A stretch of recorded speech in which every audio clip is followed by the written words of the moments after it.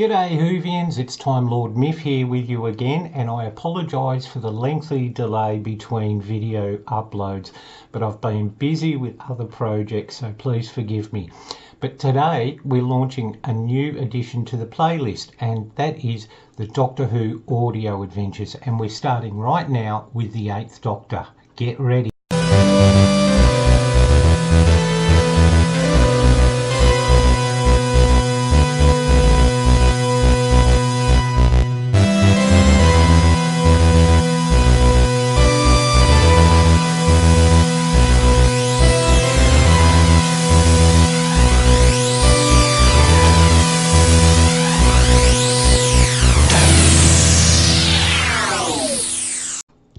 Well, Whovians, I recently joined a digital library service called Scribd, and while I was going through all the books and so forth I could borrow, I was really excited to find Doctor Who audiobooks.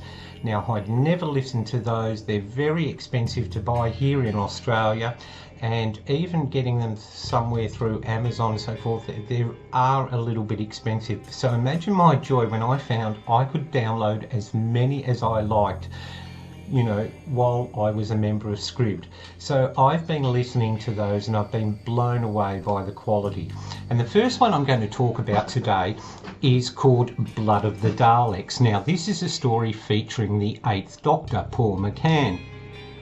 Now, my only experience with Paul McCann was through the Doctor Who movie that came out, I think, 1996. And look, I wasn't a fan of it. I just didn't like it at all. I liked Paul McCann.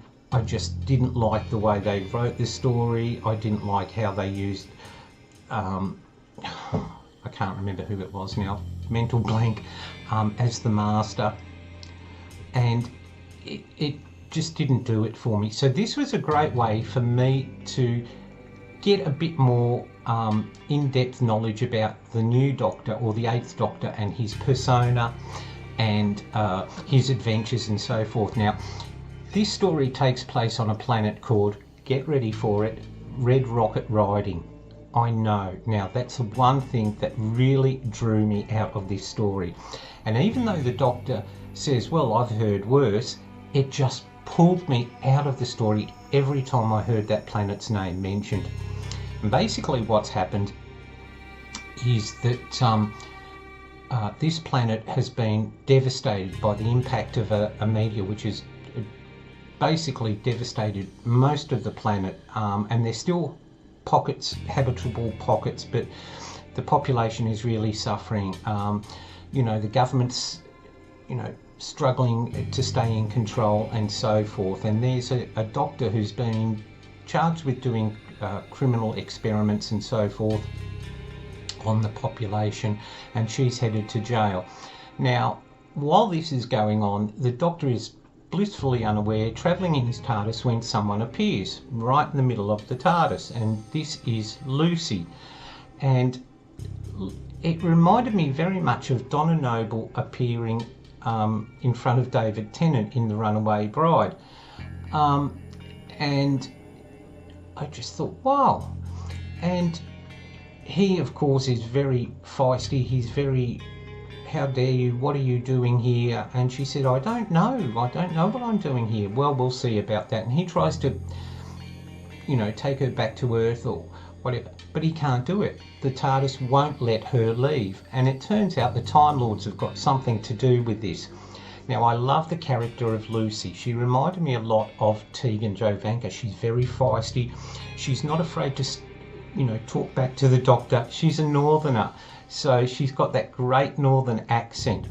And Paul McGann's Doctor isn't, it's hard to encapsulate his actual persona just from one story, but he can tend to be a bit narky. He can tend to be a little bit sarcastic, and you know, even though he's fully aware of this needs doing it and I'll do it, he tends to be a little bit, I think, impatient. He comes across as a little bit impatient, and Lucy's not afraid to pull him up on his flaws.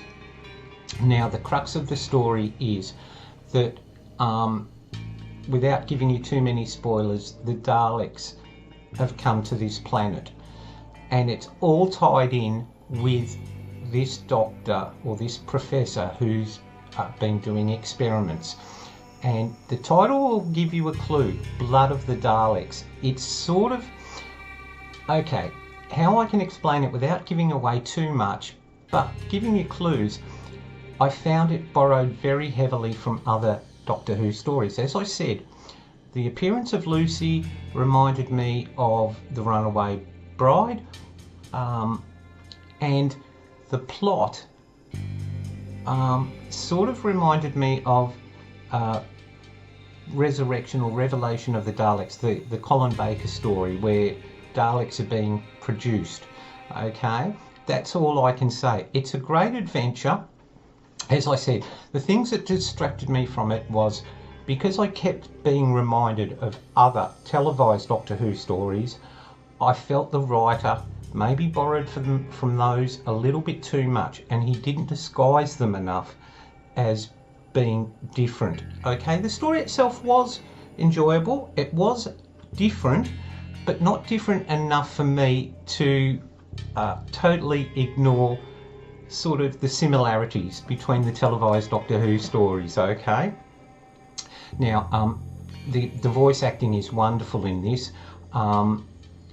That Paul McGann is just wonderful as the Doctor. Now, as I said, it's my first adventure with Paul McGann as the 8th Doctor, and he did do a number of adventures with his companion Lucy, and I've just finished listening to the one that explains how Lucy came aboard the TARDIS and why she's there and all these sort of things. Okay, and that's a great adventure. I'll be reviewing that soon too.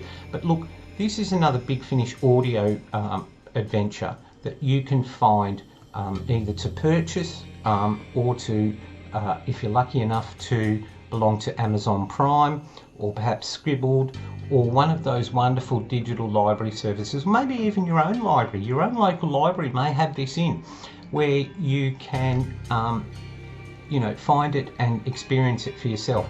Now, I don't think this is the first. I couldn't find these stories in sort of any sort of order. They were all sort of listed higgledy-piggledy, so it was very difficult for me to find the very first 8th Doctor adventure and work my way through. So I've just been working through them as closely, chronologically speaking, as I could.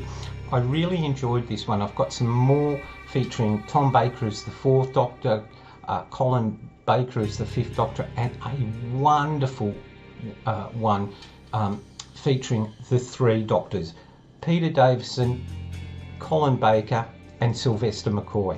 Just brilliant, and I'll be reviewing that very, very soon for you. Okay, so like I said, The Blood of the Daleks, it's a great action story. There are slow parts in it, I'm not going to deny that. Some of the dialogue between the characters doesn't seem as though it's really, really needed. Okay, but when the plot slowly unfolds and you find out what is going to be happening, which doesn't just involve the Daleks coming to this planet, it involves this scientist and her vision for her people, which involves the Daleks. Okay, scary stuff. Well, that's it from me, Whovians, Time Lord Myth, for this review. Once again, I apologise for the late delay in this recent upload. I've been so busy. I've got my new Twitch channel now called The Horror Bloke. So if you're into horror movies and you like watching horror movies from the silent era and you know, some of the old classic sound movies like White Zombie and so forth, I stream those, and you can come and watch them with me and leave comments and give me your feedback and so forth. And I've also got some wonderful Horror Bloke elements in my Twitch store for you to have a look at too. So that's it from me, Time Lord Myth. As I always say at the end of my videos, I'll see you guys somewhere in time and space. Bye for now.